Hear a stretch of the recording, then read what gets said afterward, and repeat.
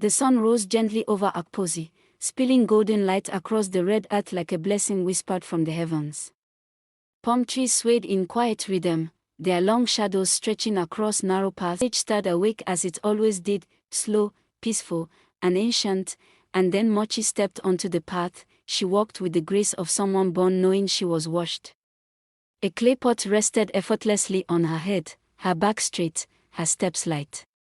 Her skin glowed dark and smooth beneath the morning sun, and her long braids, threaded with tiny cowrie shells, fell softly against her shoulders. Around her neck and wrist, coral beads caught the light, glowing warmly against her red and white wrapper. Men paused in their farm work.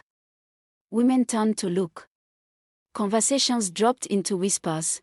Beauty followed Mochi wherever she went, but so did silence. She smiled as villagers greeted her, a calm, Good morning, my gentle smile that people! never quite reached her eyes. Beneath that beauty lived something heavy.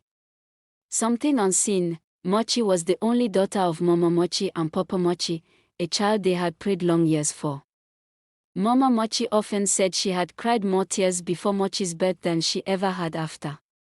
Papa Mochi, tall and grey-bearded, still remembered the night he had knelt on the bare earth and begged the heavens for a child. They had been given Mochi, but no gift comes without a shadow. That evening, inside their mud house, firelight flickered against the walls as Mama Mochi braided her daughter's hair. Her hands moved with care, but her face was heavy with worry. Another family came today, she said softly. Mochi That said you are nothing. not ready. They asked again. But how Mama long will Mochi I keep continued, lying? her voice breaking. They want your hand in marriage. Papa Mochi sat nearby, his walking stick resting across his knees. He stared into the fire, saying nothing, but the silence weighed on him. How many times will we turn them away? Mama Mochi asked, tears shining in her eyes. Mochi lowered her gaze. Papa, some things are she not meant whispered, seen by eyes. are not meant to be explained. Night in Akposi was never silent. The wind carried stories, and the darkness listened. Mochi lay on her woven mat, sleep pulling at her eyes, when the air suddenly grew cold. Moonlight spilled through the small window, but the shadows thickened unnaturally.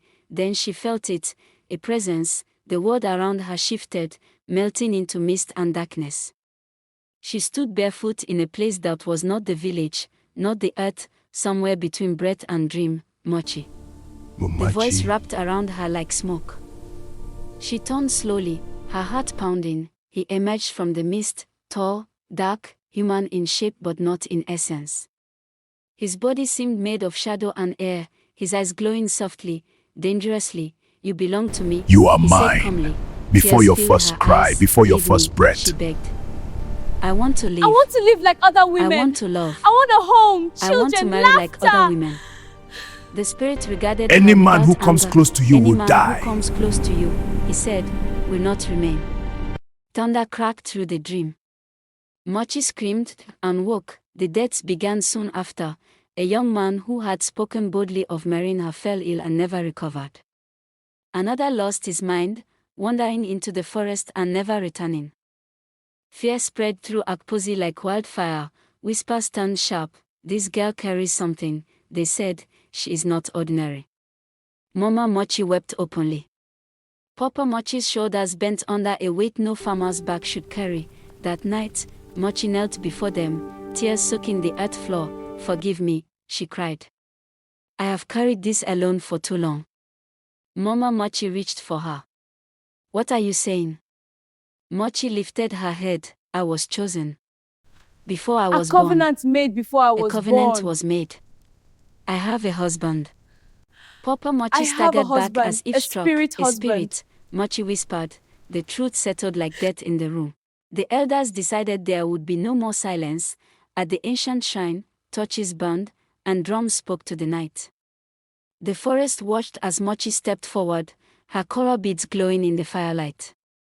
Fear lived in her chest, but so did resolve. The spirit came when called. I warned you, he said.